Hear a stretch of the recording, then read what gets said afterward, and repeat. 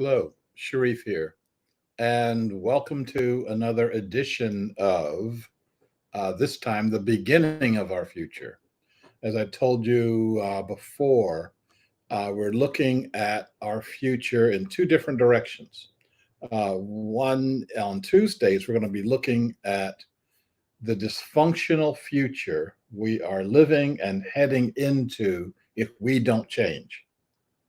And on Thursdays, we're looking at our functional, sustainable, holonic future that we're moving to as we change to a new reality. Um, so a couple of things before we get started. Number one, uh, subscribe, and click on the notifications. I was told that if you have me on full screen, you may not see any of the other buttons or things like that. So if you can sacrifice a full view of me for a few seconds to shift into a partial screen, a window, you may see the buttons that allow you to like and subscribe. Um, and as I said before, this live stream will continue for a few weeks. And we continue on Tuesday looking at a dysfunctional aspect of our future. And then we solve that the next Thursday by looking at a whole or sustainable future. One more reminder is I'm doing the April workshops, the two workshops, the blended workshops. I'm encouraging everybody to take both of them. But if you only want the Tuesday one, which is on holonic consciousness, or the Wednesday one, which is on the 5 latent powers, you can separate them. But we've got with the super discounts that I've got for the workshops, the early birds. The 20% is done as of tomorrow. So you should, well, tomorrow being Friday, for those of you who are only accessing this by recording, by close of business on Friday.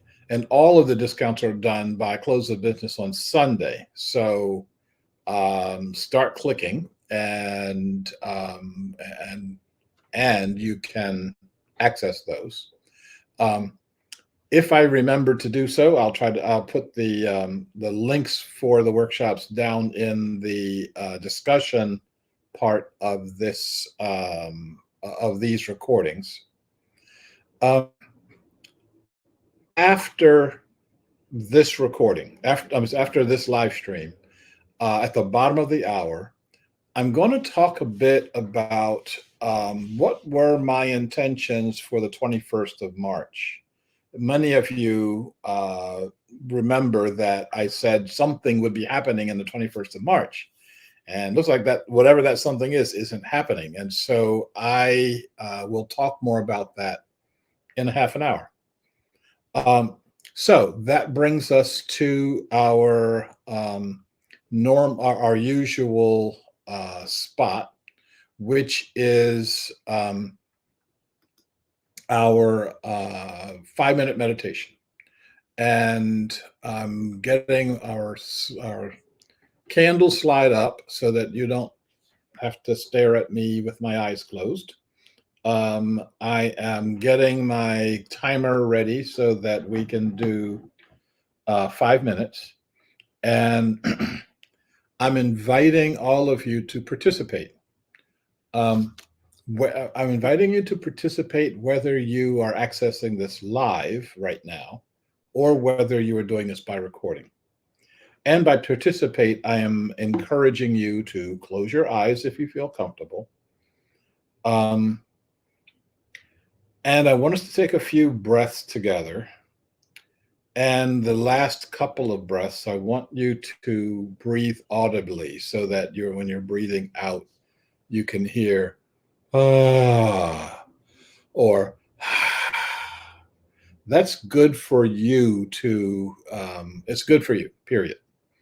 So if we can breathe in together And breathe out.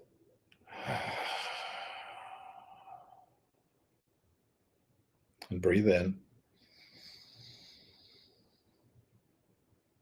And breathe out. One more time. Breathe in.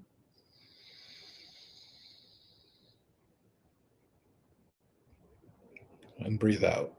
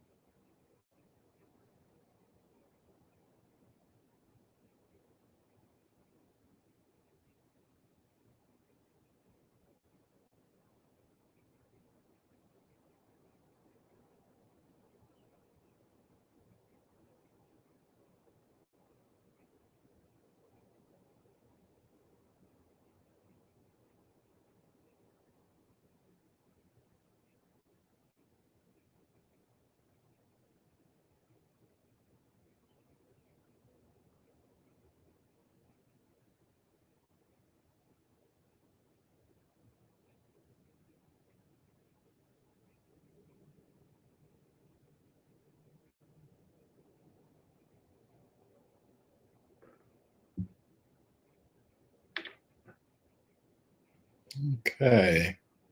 If I'm going to invite you to return to our center and return to our central focus. Put your glasses back on if you removed any.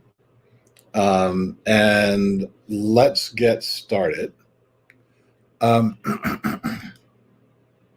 these meditations, I'm inviting you to share your consciousness with me, with all others who are like-minded in our quest for a world that works for all living beings. And I'm inviting us to release our limitations. I'm inviting myself to release my limitations on my consciousness. That's been a quest of mine for a number of decades. I've let go of a lot. I got a lot more to let go of. And that's probably the same thing that we've got for each other. Um, I am inviting us to welcome in the consciousness of all beings, um, the beings that look and act like us, the beings that don't look anything like us at all, and the beings that may not even have forms that we're aware of or that we associate with being conscious beings. Um, I was, I think a lot about consciousness, obviously.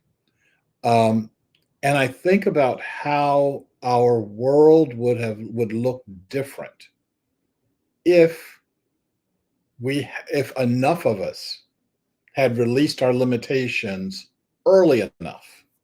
Okay. Um, you recall that I was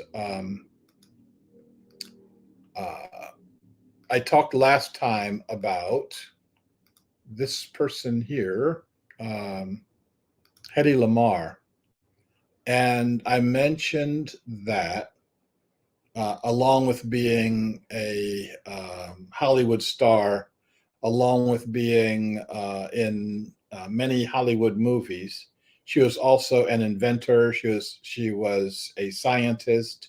She was into physics, and she was the person who invented Wi-Fi. They didn't call it that at at the time. They called it spectrum hopping.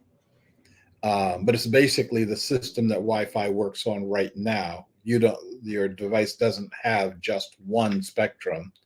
It shifts around through lots of radio spectra. Um, what would have happened if when she asked for a meeting with the generals in the Pentagon, and because she was Hedy Lamarr, she got the meeting. Um, and they did not listen to a word she said. What would have happened if they respected her um, mind as much as they respected her body and her face? They would have at least said to somebody, let's test this out and see if it works or not. If they had done that, we would have had Wi-Fi in 1960, not in whenever some guys came up with it. Despite the fact that she even had a patent, they couldn't get their minds around it. So what would have happened if we had gotten our minds around that? What would have happened if we had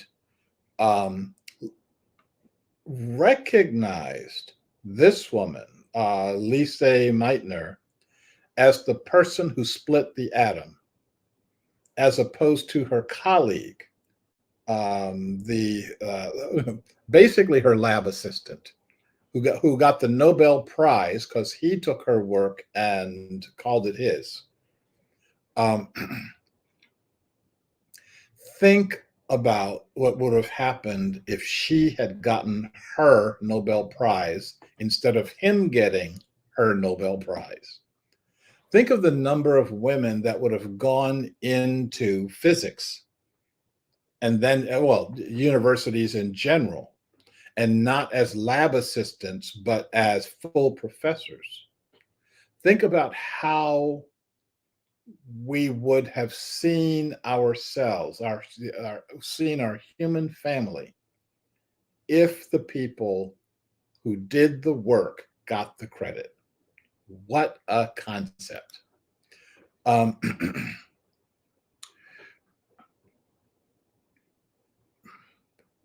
what would have happened? What would have happened if some time ago our medical profession actually um, respected the contributions of traditional healers? You may want to call them medicine men, you can call them shamans, you can call them practitioners.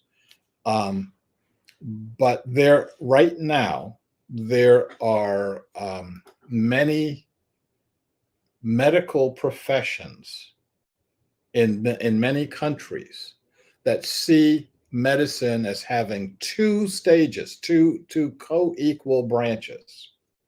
That the allopathic medicine is valid, and it is. I mean, when the circumstances call for it, I want to go to an allopathic doctor. Um, it's amazing how little those circumstances come up, though, because there's much that can happen with naturopaths, with again, medicine men, medicine women. There's much that can come up that comes up with um, uh, exorcists. And so, when I was down in South Africa, as in many places in Africa and in Asia, the medical profession um, is co-equal to the traditional healing professions, and the doctors will send you to the village doctors if you have something that either the medical doctor can't fix or the village doctor can fix better. So it's in Sri Lanka years and years ago, and I was asked, did I want to go to an exorcism? And I'm like, I don't, oh, wow, I don't know. I don't. And my friend said, it's going to be great. It's going to be fun, a fun exorcism. And so let's go. So I went to this um, small village that was south of where I was staying in Moratua. And the entire village had been invited to participate in this exorcism. So they had, 300 chairs out on this lawn. And the family that was being exorcised was sitting in the front. I got introduced to them. And I got introduced to them because I am the odd person there. I'm the only non-Sri Lankan there. I'm the only person a foot taller than everybody else. I'm the only person that can only speak English. So that people need to find out what's he doing here. And so I witnessed this exorcism. There were two exorcists, and it was part psychology, part entertainment. I mean, these two guys were like laughing, telling jokes, and everybody was laughing, and there's lots of food there. So you eat during this exorcism. And so they were kind of playing these different roles, etc. And then at a given point in time, they got serious. There's this drumming that started picking up, and they started shouting, and they were running around, and they were shaking rattles in front of the family, and this went on for like maybe 5 minutes or so. Then it calmed back down. And then they went back into this routine of talking and telling jokes, etc. And I'm watching the family, and I'm seeing that the family is paying attention, is receptive, except for one of the family members. And he was very distant and had his arms folded in front of him and not looking at the exorcist, etc. And after another 20 minutes or so, they go back into this exorcism routine. And they're running around. At one point, they're climbing in the trees and they're shaking the trees, and the drumming is going on, and I'm getting caught up in all of this. All the villagers are getting caught up.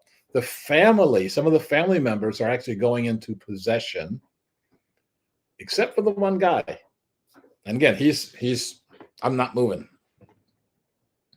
And I said to myself, I see where the problem is now. And again, so they come back, they settle back down, and we get up and we eat some more food, and they're telling more jokes, and and they do this over and over again. So finally, everybody in the village is and the guest is being affected at the when the drums start, except for the son.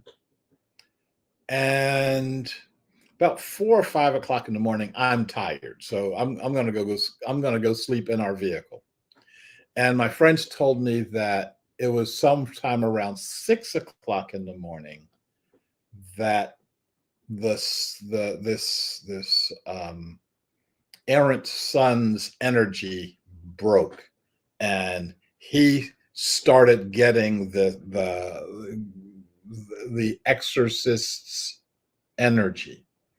And then, so by sunrise, he was healed.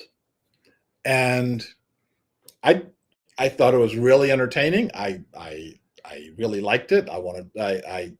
If I get invited to another exorcism, even if it's mine, I'll go back. But think of the amount of time. This all happened in one night. And the only cost to the family was coming up with food and drink for the people who showed up. I want to tell you the opposite of that. Okay. I had a friend who I knew had been having mental emotional issues for a while. So whenever I would go down to the Bay Area, I would visit her, and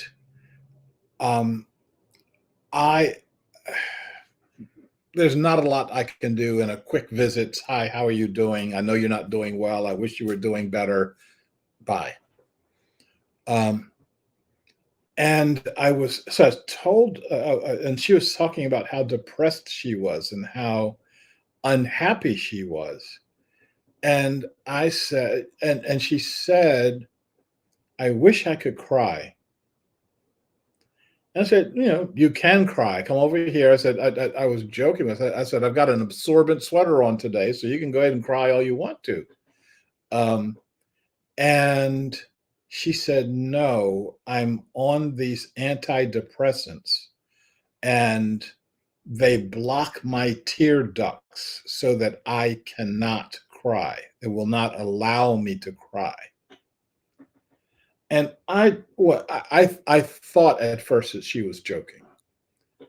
And when I saw that she was serious, I said, this is the most monstrous thing I've ever heard.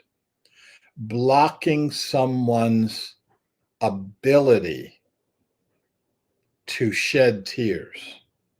Blocking her ability to not feel emotions. She felt the depression, but not act out in the world so that she can walk down the street without crying. She can go into a meeting without crying. That the thing that's important is for you to act normal, not be normal. A few months after this experience that I had with her, she committed suicide. And all of her friends didn't believe it, and they actually thought that she was um, uh, that someone had killed her. That they they were saying she's always so happy. And the people who were saying that to me, I said, you never spent more than 5 minutes with her because you're looking at her Facebook posts. And all of those Facebook posts are happy and she's playing with her kittens. And that was a side of her, but not the side that those of us who had ever spent any time with her saw. So what we have to do is recognize that the tools that we have that we need to resolve our problems are right in front of us right now. The only thing that we need, though, the thing that we need the most is to see the tools that are sitting right in front of us and to let go of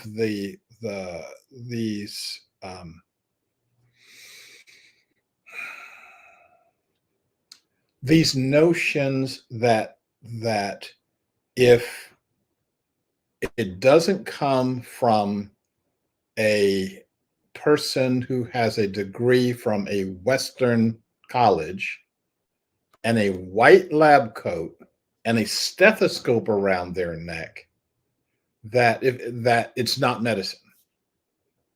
That what we need is the Native Americans' notion of medicine. That medicine is anything that brings you back to your center. What that means is that you know your center. You know what your center is. If you don't know what your center is, those words are meaningless. I would have to know what is my center. I would then have to know what is the center for my family, the people who I'm interacting with on the most intimate level, the most of the time. What is our center? I would then have to know what is the center for my local society, my village or my city. And if I don't know that, things can go crazy. I then need to know what's the center of my society, of all of us together. And then what is our center as all living beings? Where are we going as all living beings? Most of those living beings are ready and able for us to join with them in consciousness. But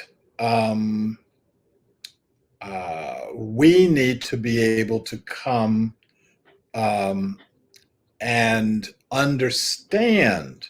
We need to be able to get that other beings are connected with us, and other beings are uh, other beings are not healing us, but pulling for us, that want us to be healed. I think about, and whenever I see this, it actually sends good chills down my spine. When human beings put themselves in harm's way to save the lives of dolphins, and then dolphins reciprocate. Dolphins will rescue people who fallen overboard in a boat, will help them get back to their boat, or will get them to somebody else's boat. It's not the human thing to do. It's the conscious thing to do. It's the thing that we do from consciousness. Let me see if I can squeeze in a comment here. If I've hit the right button. So Eve says, healing comes from our own consciousness. Healers facilitate the process, I think. we think. We both think alike. Um, I want us, though, to make sure that when we say it comes from our own consciousness, that we're not saying it comes from my brain. Consciousness is not restricted to brains. In fact, I think that it's important for us to think about the main aspects of consciousness being the brain-heart connection, that both of these instruments together form our most important receiving elements. Now so the healers do facilitate the process, but the situation I was saying about, with regard to my friend who was suicidal, is that they didn't want to heal her. They wanted to stifle her behavior into accepted norms and then call her cured, call her normal. Yeah. And I think that was a major mistake. And from the doctor's point of view, oh, we just didn't give her the right drugs. We didn't up her meds. We didn't give her the new miracle cure. And if she had been able to go through the kind of healing process that I experienced in Sri Lanka, with with her family present, with the entire community present, with all of them pulling for her, with these the shamans able to talk to the beings on the other side, okay, and to get all of us in alignment for her good, and to get rid of whatever her limitations are, yeah, she'd still be alive. If we were able to do that, and we have to be able to do that. I've talked about this before. If you are paying attention, and if you are in a U.S. city, when you walk down the street, you're going to see people who are not able to function in society. They're not able to be functional in society.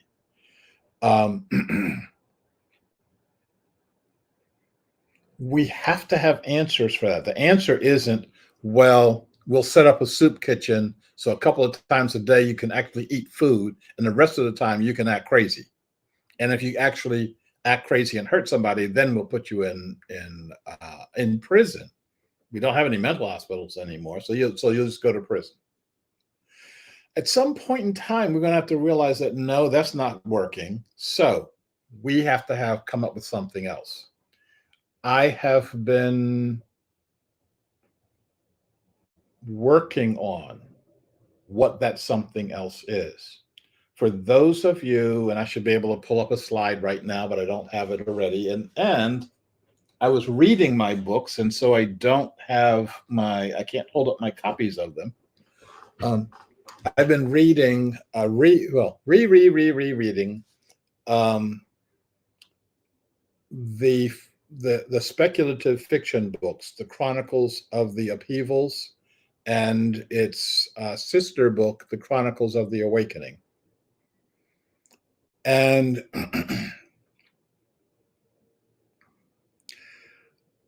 looking at the awakening centers as the junction point for doing things differently.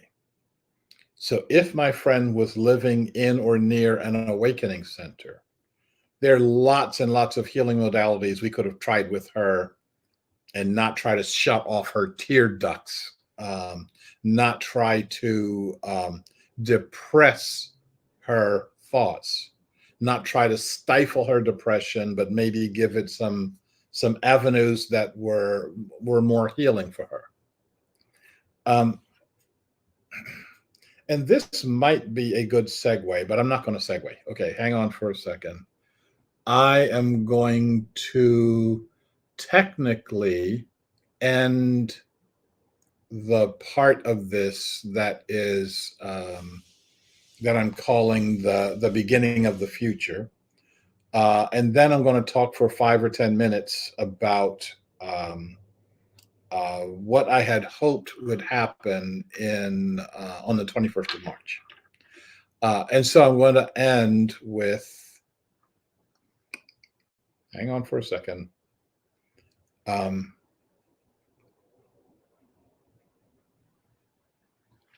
Before we go into our inclusivity prayer, I wanted to explain a little bit more about it. So, this is the may all beings be well, may all beings be secure, and may all beings be happy. The thing I want to explain is that this is the core of all of our beings, the core of us, our beings as human beings, but it's also the core of all other beings. Um, I watched a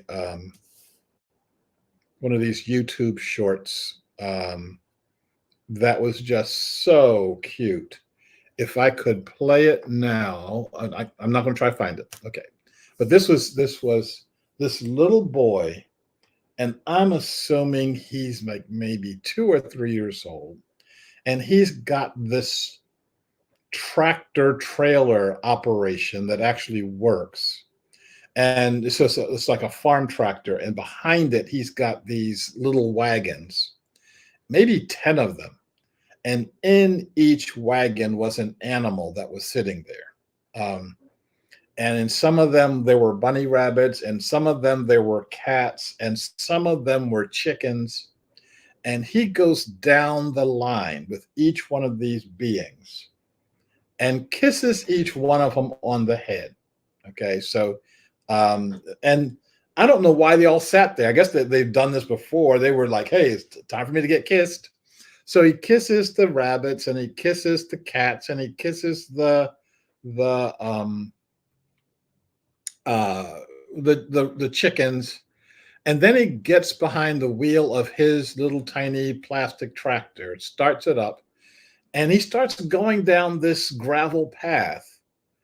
And all of these beings just sit tight. No, nobody's trying to run anywhere. And um, he gets from wherever he was down to wherever he was going, and that was it. That was like maybe a 2 or 3 minute video, and it just did my heart good that this kid was having a very different life than the one I was raised in, because I was around animals when I was growing up in Camden, New Jersey. But all the animals that I was around were either trying to make me sick or trying to kill me. We were around rats and roaches and um, feral dogs, um, and you began. I developed from this early point of view a belief that these animals were your competitors. They were not your friends. And so this little boy was just growing up in a completely different environment. I will try to find that video, and let me put little boy. If you don't see me write it down, it's exactly the same as me not talking about it at all. And so I'll try to put the little boy video in the descriptions on in each of the 3 live streams I'm working from. Um,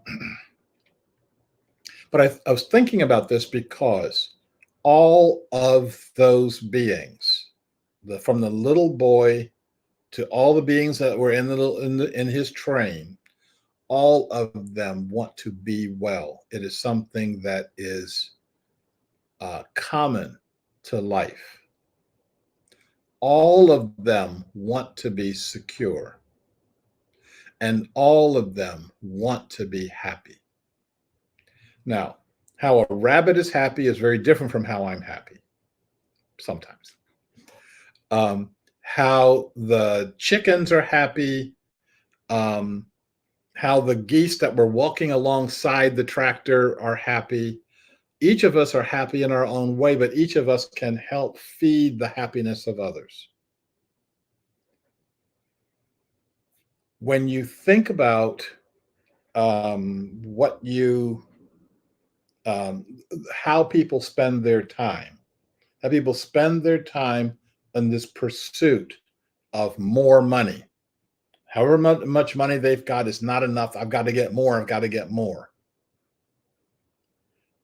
And does that make you well? No, it doesn't. In fact, it costs you wellness. Does it make you feel secure? No. You start looking at all the security agents you have to have around me and the security fences around all the stuff that you've got. No, it doesn't make you more secure. Does it make you happy? No, it doesn't. So what we're trying to, by saying this, I want you to be well, I want you to be secure, I want you to be happy, yes. But I want all of us to be well, because if we're living in a well society, we will start looking and acting a very different way. So I want to say that so that when we walk through our inclusivity prayer, we know what we're doing. It's not just words we're talking about. It's an intention, an intentional field that we're setting up. So may I be well. May I be secure. May I be happy. May you be well. May you be secure. May you be happy. May we be well. May we be secure. May we be happy. And may all beings be well. May all beings be secure. May all beings be happy. So thank you. And technically, this is the end of our live stream on the beginning of our future. But I'd like to spend another, like I said, 5-10 minutes or so talking about what I thought was going to happen when I made this announcement back in September, that in March of the middle of March of 2024, something would happen. And what the intention was that we would start a process using Birthing the Nation of Gaia to open the door to holonic consciousness, to open the door to activities, projects, etc., that would help to capture the process of developing and expanding this holonic consciousness. And it seemed past tense and seems present tense, like everything I try to do along these lines goes exactly backwards, and backwards in some amazingly weird ways, in ways that are showing me that there's something going on. It's not just that something's not happening. I mean, I'm used to something like that happening, but it's that the almost polar opposite is happening. There is an exercise, a thing that will help exercise your telepathic powers. It's called the ESP test, and I will, if you want that, I will put a link for that in the description section. Is really filling up now.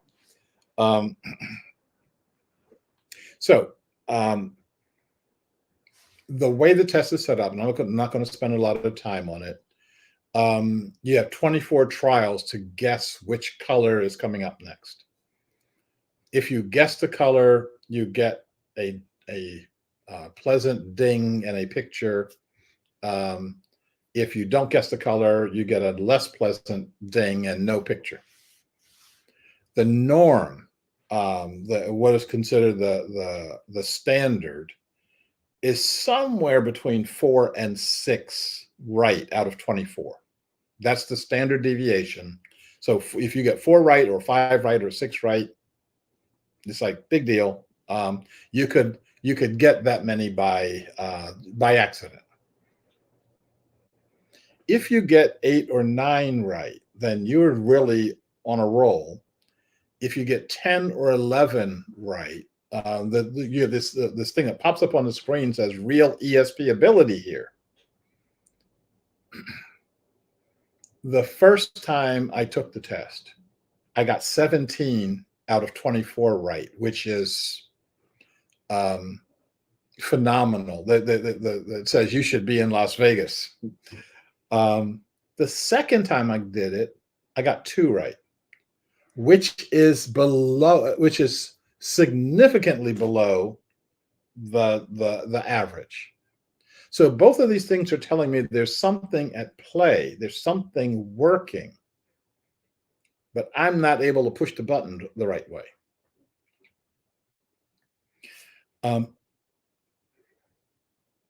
I have not been able to get the subscribership for this. The viewers of this live stream have never gone, the live viewers have never gone over a dozen. In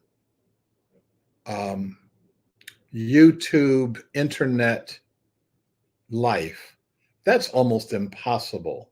I mean, looking at the cute kittens gets millions of views. I don't have thousands of views. I don't have hundreds of views. I've got 10 or 12. Now that could be because I'm talking nonsense, but that it could. There's lots of folks on the internet talking nonsense, and they've got millions of views.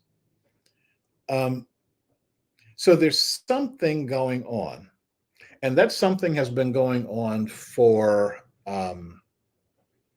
the 6 to 8 months since I first said we're going to do something in March.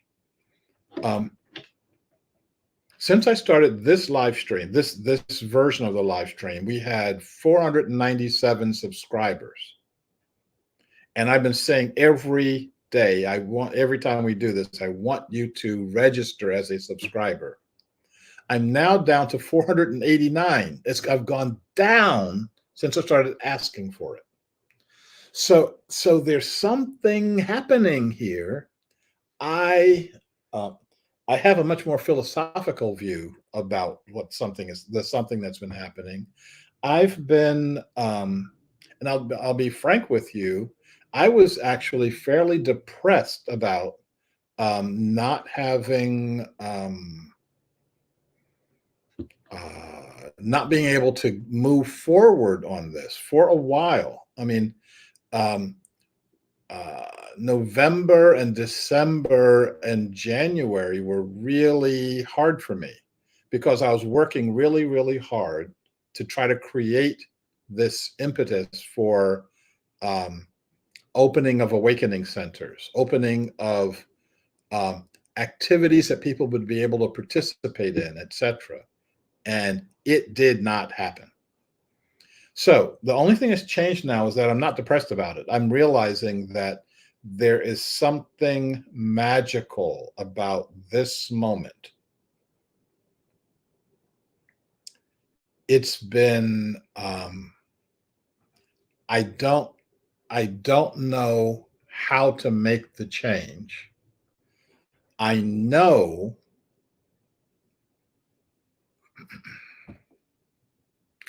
that when the change is made, it will look like everything just magically blooms in front of us.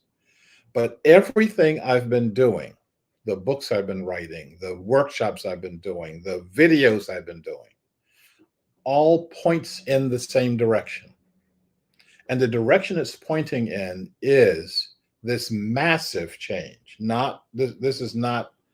Oh, he's doing something interesting, but there's this. We're getting prepped for a massive change. I keep getting the feeling that somebody else is supposed to be doing this with me, or I am supposed to be doing this with somebody else. It could be somebody's else. I've been probing for that for a while. I've been thinking that maybe it's the folks at IONS, Institute of Noetic Sciences. I've been thinking maybe it's the folks at Unity Church, and the other offshoots of what I call inclusivist Christianity. Maybe it's inclusivist Islam. Maybe it's inclusivist Judaism. Maybe it's inclusivist Buddhism. Maybe it's all of them together. Okay. But I'm not, maybe it's a person.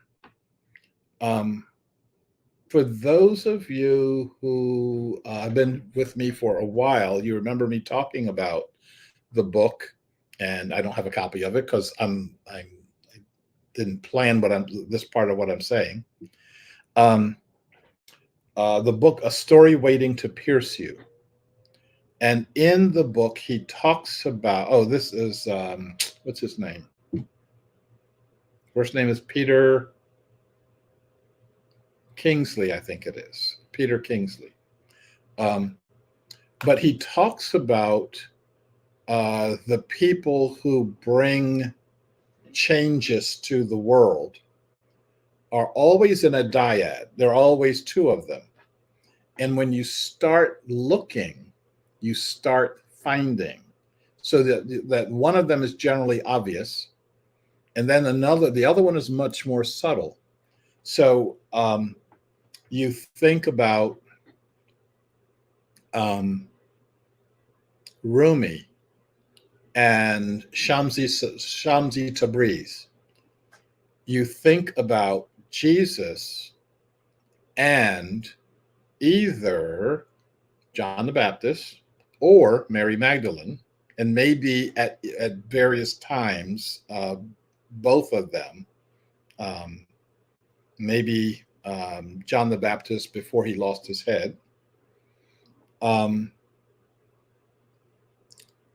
And you start looking at other people who have various elements, all the way to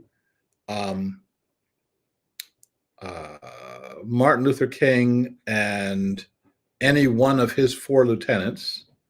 You start looking at Mahatma Gandhi and his wife, maybe Martin Luther King and Coretta. You start looking at these combinations. And I look around here, and I've been looking under things, etc., and I'm just not seeing this complement. The person holding the energy, the shaman who is, as from Peter Kingsley's point of view, working the other side. Okay, so there's kind of being in the world, and then there's being on this other side of the world. And it's interesting that I mentioned Mary Magdalene, because those of us who were raised in a Christian tradition, and those of us who have been spending time thinking about what Christianity could be without misogyny, without this notion, what could spirituality be without putting women down, taking people of color out, blaming people of color for the sins of the world? What would that look like? Well, guess what? We get to find out. We get to make it up as we go along. We get to find out. And at some point in time, the lid gets ripped off. And at that point, when that point in time comes, we, all of us, have to be prepared for the explosion of creativity, the explosion of whole new ways of looking at the world. I've been doing my part as much as I possibly can to ready myself for that. I've been doing my part as much as I can to get ready for that. I'm also recognizing that that moment may come. I was saying, we'll get over 500 by the end of this month, and the numbers are going the other way. So I am open to the fact that all of this can explode in a week. All of this can go viral in a month. We could be affecting millions and millions of people in no time flat. Or it may be 10 years. It may be 20 years. It may be long enough for me to die and then come back and keep doing it. I have to let go of attachment. And what I'm going to do next Thursday, I already have next Tuesday, whatever the title is, I will talk about that. But in the second half hour, unless I get a whole lot of comments on this, I'm going to talk about attachment and how that works and how we can let go of it. Because I think this is this is something that I've been held back by. And it's something I think that holds a lot of us back, is being attached to the outcome. And the Bhagavad Gita says, don't do that. So I'm not going to do that. Okay. I'm going to have to go back and play this part again because I didn't have any notes. I like to find out what I talked about. But I also am thanking you for your attention over this last half hour. And as long as I've got breath in this body, I'm going to keep moving forward to a world that works for all living beings. And when the last breath comes up, I will then transit into another dimension where I will keep working for the liberation of all beings. Thank you. And I look forward to talking with you at another point in time.